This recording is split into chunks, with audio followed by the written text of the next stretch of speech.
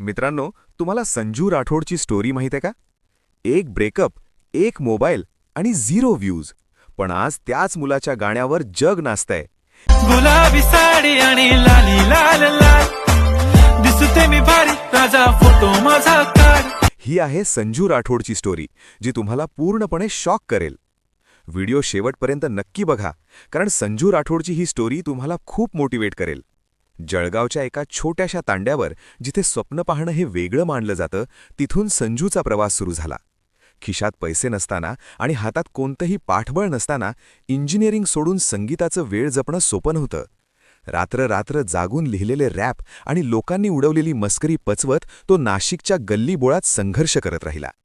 अनेकदा मनात आलं की सगळं सोडून द्यावं, पण त्याच्यातल्या जिद्दीने त्याला थांबू दिलं नाही.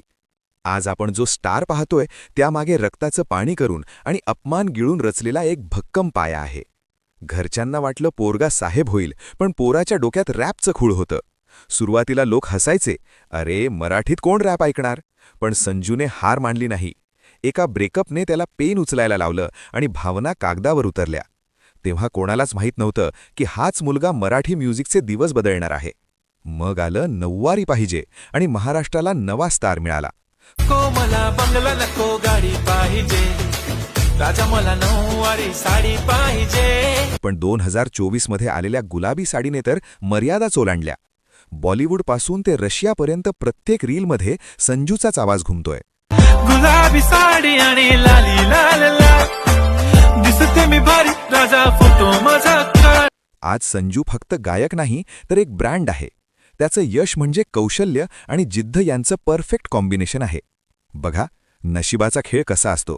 कालपर्यंत जे त्याला वेडा म्हणायचे, आज तेच त्याच्या गाण्यावर लग्नात नाचताना दिसतायत. सुंदरी सुंदरी तुझं नाव काय आहे, तुझं नाव काय आहे ग?